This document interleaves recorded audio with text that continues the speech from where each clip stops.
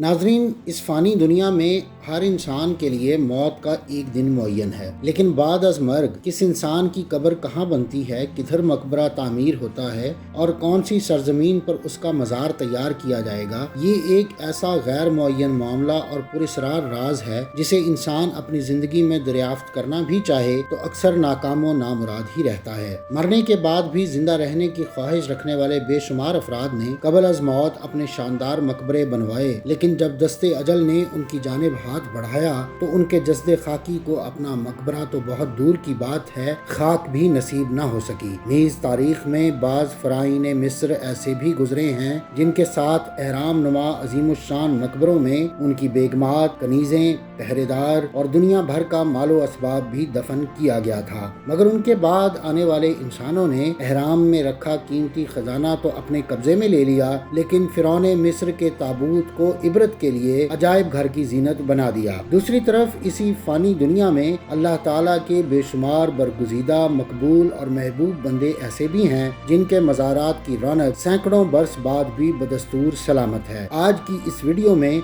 हम ऐसी ही कुछ शख्सियात की तफसील पेश कर रहे हैं जिनके हालात ज़िंदगी से तो हम वाकिफ़ हैं, मगर तारीख के इन मशहूर नामों की कब्रें कहाँ हैं कोई नहीं जानता। दुनिया पर अपने गहरे नकूश छोड़ने वाले इन बड़े लोगों की आखिरी आराम गाहों का आज कहीं कोई निशान नहीं मिलता। अगर आप मुख्तलिफ साइंसी, तारीख़ी और इल्मी मौज़ूआत पर सोचते हैं और मज़ीद जानने का तजस्सुस रखते हैं तो सब्सक्राइब कीजिए हमारा चैनल और बेल आइकन दबाइए ताकि इन मौज़ूआत पर तैयार की गई हमारी वीडियोज़ आपको फ़ौरी मिल सकें।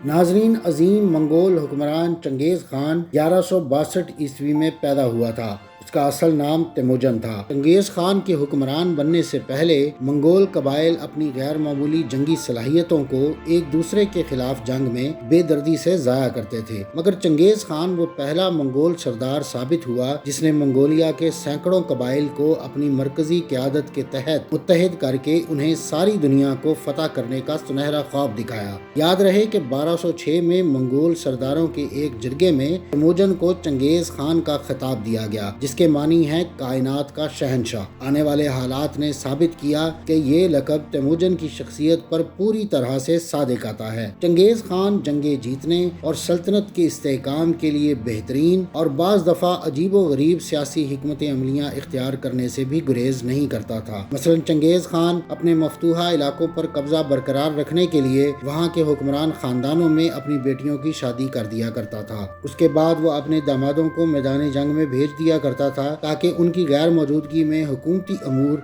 उसकी बेटियां संभाल सकें। उसके ज्यादातर दामाद अमूमन जंगों में दुश्मन के हाथों कैद होते या फिर मारे जाते। यूं उसकी बेटियां कामयाबी के साथ दूसरों की सल्तनत पर हुकूमत करती रहती थीं। अलावा अजीज चंगेज़ खान अपनी फौजों की तादाद बढ़ा चढ़ा कर जाहिर करता और किसी भी इलाके पर हमले से कबल वहां अपनी हमला आवर फौज की ज्यादा तादाद की झूठी अफवाहें फैलाता और घोड़ों पर लकड़ी की डमी बिठाकर अपने दुश्मनों को डराने की कोशिश करता था। कहा जाता है कि तारीख़ इंसानी में चंगेज़ खान ही वो पहला जालिम हुक्मरान था जिसने सबसे पहले अपने हरीफों के खिलाफ बायोलॉजिकल वेपन्स यानी हयातियाती हथियार इस्तेमाल किए। मंगोल अफवाज मुहासरे के दौरान शहर में मंजनीक की मदद से ऐसे मुर्दा फौजियों की लाशें फेंकती थीं जो वबाई मर्ज से मुतासिर होते थे। चंगेज़ खान का 1227 में मंगोलिया में इंतकाल हुआ। अपनी मौत से कुछ देर कबल उसने 2 वसीयतें की थी। पहली ये कि उसके तीसरे बेटे ओक्ताई खान को उसका जानशीन मुकर्रर किया जाए। दोम, मरने के बाद उसकी कब्र यानी जाए मदफन को दुनिया भर की निगाहों से खुफिया रखने की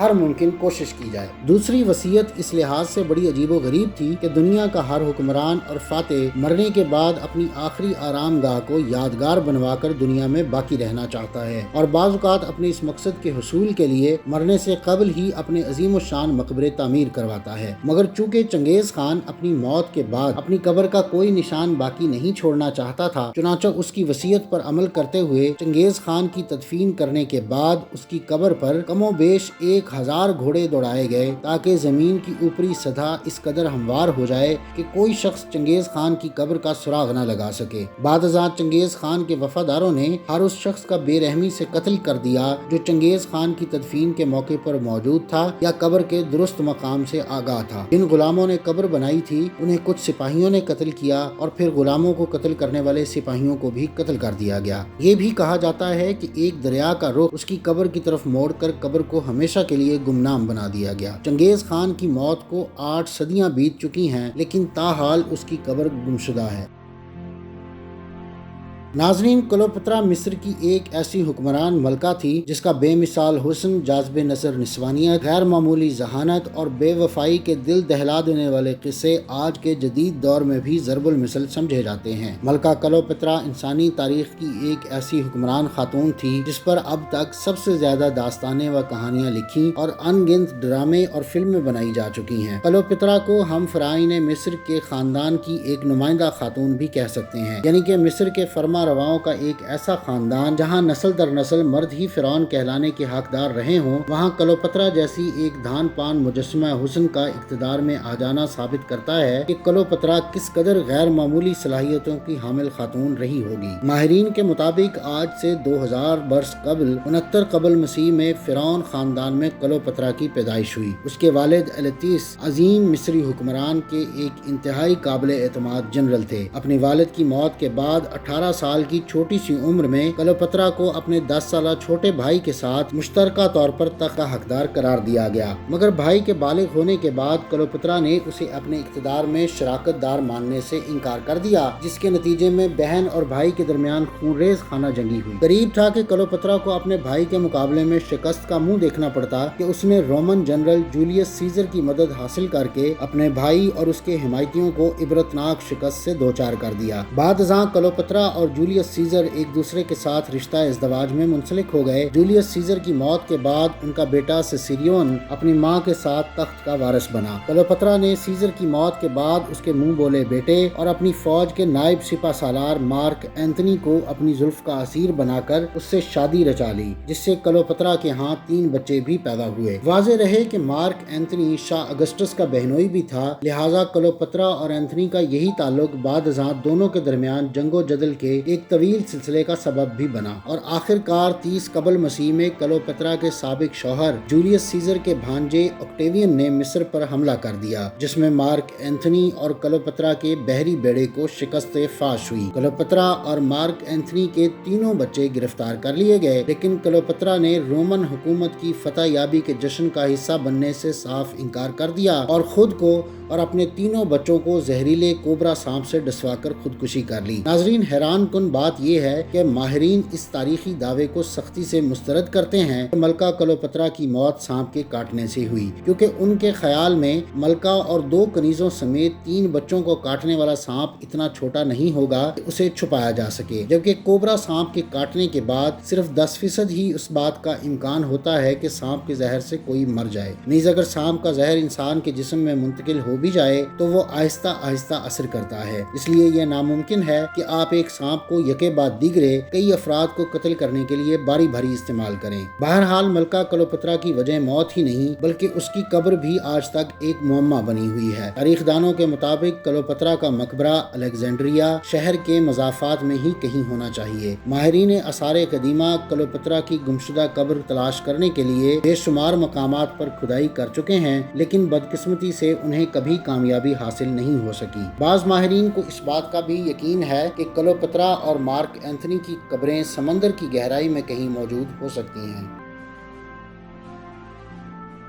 नाजरीन, मुकद्दर का सिकंदर हमारे यहाँ आम बोलचाल में इस्तेमाल किए जाने वाला एक रिवायती मुहावरा है, जिसे उस खास मौके पर बोला जाता है जब किसी शख्स को इंतहाई खुशकिस्मत कहना हो। नाजरीन, इस मुहावरे की निस्बत यूनान के अजीम हुक्मरान सिकंदर आजम की खुशकिस्मती की जानिब की जाती है। शायद इसकी बुनियादी वजह यह है कि सिकंदर आजम ने दुनिया का बहुत बड़ा हिस्सा फतह करके सल्तनत यूनान को दुनिया की पहली आलमी अजीम ताकत बनने का मुनफरिद एजाज दिलवाया था। सिकंदर आजम 356 कबल मसीह में कदीम यूनानी रियासत मकदोनिया में पैदा हुआ, जिसे ऐन लड़कपन में ही अरस्तु जैसे अजीम दानिश्वर उस्ताद की सोहबत मिली थी। सिकंदर आजम को 20 साल की उम्र में बादशाहत मिली थी, जिसके बाद वो सारी दुनिया को फतह करने के लिए निकल पड़ा। अहम बात यह है कि वो दुनिया के मुतअद्दिद काबिल जिक्र ममालिक फतह करने में कामयाब भी रहा, जिनमें मिस्र, यूनान, भारत के कुछ हिस्से और ईरान के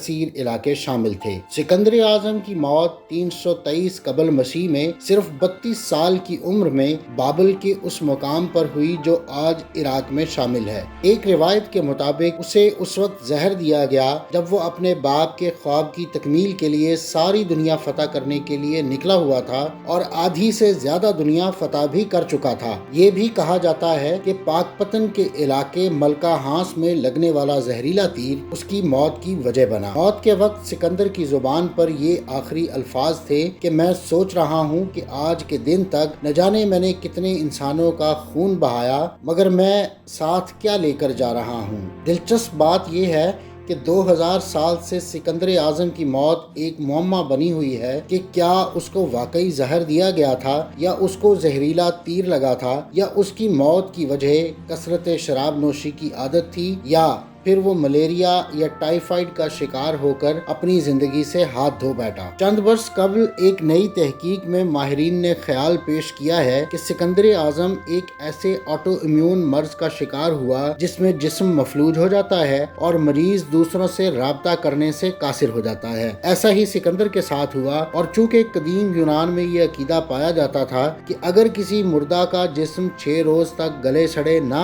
تو وہ دیوتا ہوتا ہے، لہٰذا سکندر اعظم کی سپاہ نے اسے مردہ سمجھ کر 6 دن تک لاش سڑنے کا انتظار کیا اور اس دوران اس کی موت واقع ہو گئی۔ جس طرح آج تک سکندر اعظم کی موت کی درست وجہ کا تعین نہیں کیا جا سکا، بالکل ایسے ہی سکندر اعظم کی تدفین کا درست مقام بھی ماہرین کے لیے ہنوز ایک راز ہے۔ بعض تاریخی روایات کے مطابق سکندر اعظم کو سرزمین مصر کے شہر میمفس میں سونے کے عظیم الشان تابوت میں دفن کیا گیا تھا۔ بدقسمتی کی بات یہ ہے کہ رومن شہنشاہوں سیزر اور اگسٹس نے سکندر اعظم کے مقبرے سے سونے کا تابوت حاصل کرنے کے لیے اسے کئی بار بری طرح سے مسمار بھی کیا تھا۔ کہا جاتا ہے کہ بار بار کی جنگوں، زلزلوں اور سیلاب کی وجہ سے سکندر اعظم کی قبر کی باقیات صفحہ ہستی سے مٹ چکی ہیں، لیکن بعض ماہرین ابھی تک مکمل طور پر نا امید نہیں ہوئے اور انہیں لگتا ہے کہ سکندر اعظم کی قبر الیگزینڈریا میں ابھی بھی کہیں نہ کہیں ضرور موجود ہوگی۔ ناظرین، لیونارڈو ڈا ونچی شہرہ آفاق اٹالین مصور، سائنسدان، موسیقار اور مصنف تھے۔ انہیں آپ صحیح معنوں میں انسانی تاریخ کا ایک مؤثر ترین جینیس قرار دے سکتے ہیں۔ آج بھی لیونارڈو ڈا ونچی کو دنیا کے معروف ترین مصوروں میں سر فہرست شمار کیا جاتا ہے۔ لیونارڈو ڈا ونچی ایک انتہائی غریب اٹالین کسان خاتون کاترینا کے ہاں فلورنس کے علاقے ونچی میں پیدا ہوئے تھے۔ چونکہ لیونارڈو ڈا ونچی اپنی ماں کاترینا کی ناکام محبت کے نتیجے میں جنم لینے والی ایک ناجائز اولاد تھے، اس لیے انہوں نے اپنا خاندانی نام اپنے والد کے ساتھ نہیں جوڑا۔ حیران کن بات یہ ہے کہ لیونارڈو ڈا ونچی نے اپنی مشہور زمانہ پینٹنگ مونا لیزا 16 سال کے طویل ترین عرصے میں مکمل کی تھی۔ لیونارڈو ڈا ونچی نے مونا لیزا 1503 میں شروع کی اور 1519 میں مکمل کی۔ اس 16 سال کے عرصے میں لیونارڈو ڈا ونچی نے دن رات فقط مونا لیزا پر ہی کام نہیں کیا، بلکہ وہ دوسرے تخلیقی منصوبوں کو بھی مکمل کرنے میں مصروف رہے۔ مونا لیزا کے علاوہ ان کی ایک اور پینٹنگ دی لاسٹ سپر کو بھی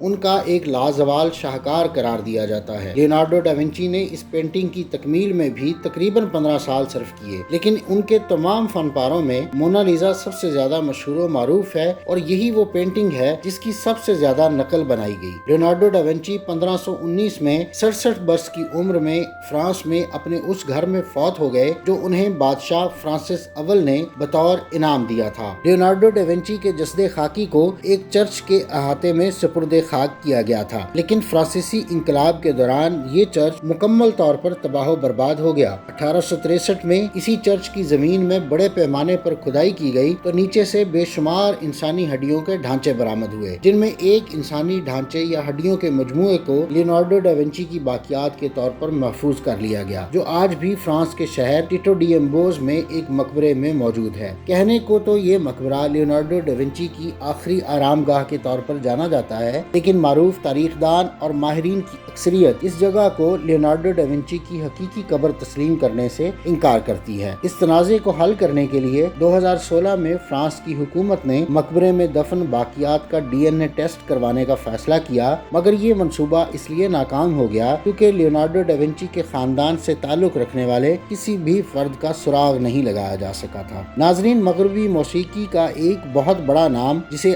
آپ اگر مغرب کا تانسین قرار دیں تو کچھ مبالغہ نہ ہوگا۔